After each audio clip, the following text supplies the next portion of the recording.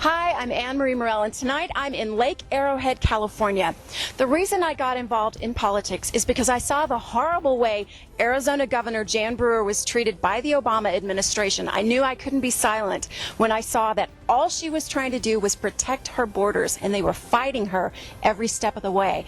Well, tonight I'm going to talk to Arizona Sheriff Paul Babeu, who has been on the front lines. He's had death threats by the drug cartel. It's been pretty rough for him, and now he's started an exploratory committee, and he may possibly be running for Congress. And I'm going to talk to him tonight on Patriot Update.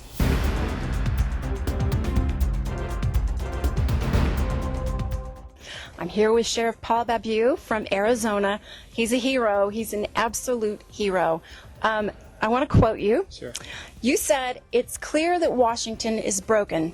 To fix it, we'll need leaders unafraid to make tough decisions, leaders more worried about the next generation than the next election. I believe it may be time for a new sheriff in Washington." Absolutely. And though it's an exploratory campaign right now, January is when we'd make a decision, and this is all contingent on whether people agree. Do you want a sheriff in Washington, somebody who is accustomed to making tough decisions and choices and not being afraid of the repercussions of attacks and being PC? That's not the job I've done as sheriff. I have stood up not only to enforce the law, but to stand up and fight Barack Obama, Eric Holder, Janet Napolitano, and to call them out when they have covered up Fast and Furious, when they say, make these pronouncements, the border's more secure than ever before. And it's us that has to bring the fight to the Mexican drug cartels, who bring not only their drugs, their violence into America, but also to combat the illegal immigrants and to try to work hard at enforcing the law. So we need to change what's broken in Washington, which people just standing around scratching their heads trying to figure out. As they look to the next election, they're kicking the can down the field, and this is our future. This is our country.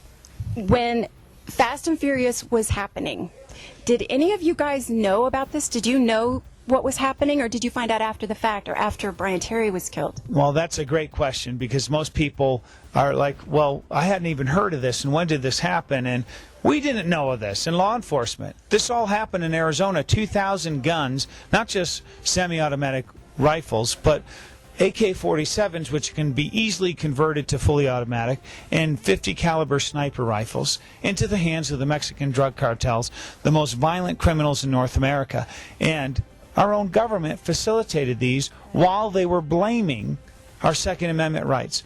Was it a Second Amendment thing, a power play for that? Well, there's clues that point to that.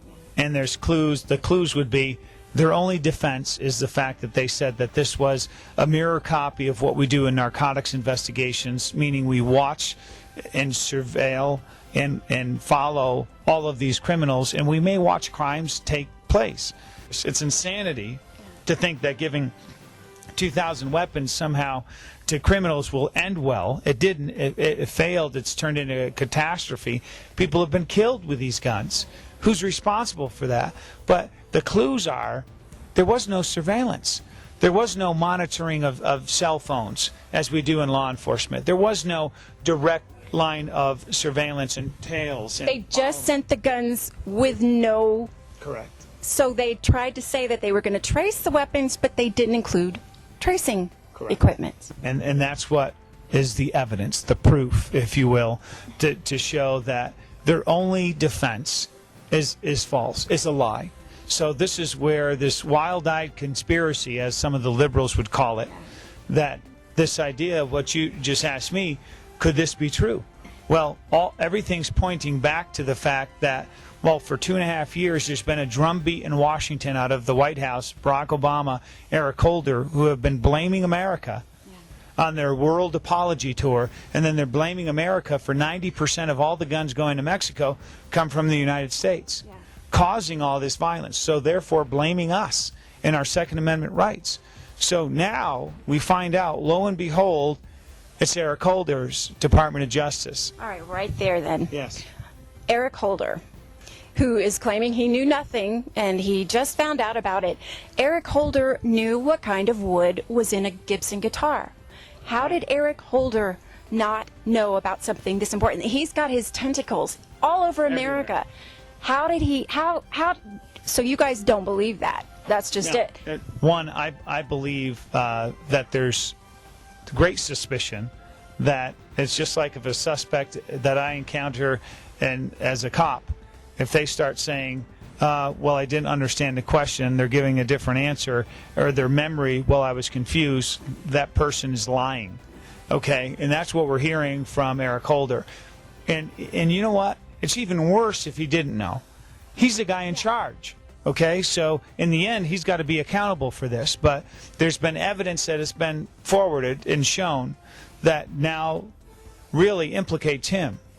And as not only a participant, that he had knowledge. Even Senator Grassley is now saying that he had conversations personally with Eric Holder a year ago. So this whole idea that he just found out 2-3 weeks ago, I'm not buying it. So let's say worst case scenario or best case or whatever you want to call it, Eric Holder does know, and it comes down to what should be done with him. Is this treason? Is this something that Interpol should take over with? I mean, I know that Mexico wants to extradite anyone involved. Would that include Eric Holder, in your opinion? Potentially it may. And this is where this is a foreign country when clearly if we're given 2,000 weapons to cartels who are the stated enemy of the recognized government of Mexico, and we have done this, our own government, that's an act of war according to the Geneva Convention. We have broken numerous treaties. Mexico is not our enemy, they're our stated ally. So how could we do this? Is this our new foreign policy? Why doesn't Secretary Clinton know about this? And if she did, why didn't she stop it? Why didn't Janet Napolitano, the woman who's in charge of Homeland Security, why didn't she know about this? And if she didn't, why not? You know, all these questions need to be asked. There needs to be an independent counsel appointed to hold Eric Holder and the Justice Department accountable for these things. That clearly, I don't believe there's an umbrella of immunity over him, because anybody giving 2,000 guns to violent criminals known or should have known that this is going to end badly in the death of innocent people, a death of one of our protectors, a hero in the Border Patrol, Agent Brian Terry. Who's to speak for him? He was murdered in my state of Arizona. 2 of the guns that murdered him were found on that crime scene that were from Fast and Furious. And this is just the beginning, because 1,500 of these guns are still out there. We have no clue where they're at. What about Obama? Do you think that he knows? And if he does, what there? Well, we need to find that out. And this is where, in an investigation, law enforcement usually finds out everything. Well, here, Congress, which is a separate branch of the government, who has oversight authority, is getting stonewalled. Congressman Issa, Senator Grassley are doing heroes work for this issue. California. Yes, absolutely. And we so appreciate that, because this all happened in Arizona. All these law-abiding gun dealers were told by ATF to sell the guns. Well, what do you mean sell the guns? This guy's buying 40 AK-47s. He doesn't even have a job. He's buying some of these guns in cash. So simple things that don't smell right, but there's evidence that shows that these things were deliberate. And so there is no umbrella of immunity for these people. So you go to Congress. Say you go to Congress. Yes. What are you going to do about things like this? Well, one, who better to investigate these things than a sheriff? And also that I'm not one to be shouted down or told to shut up. That we're going to get not only the answers, we're going to get the truth. We're going to hold people accountable. There needs to be accountability in Washington, because there's consequences for these actions.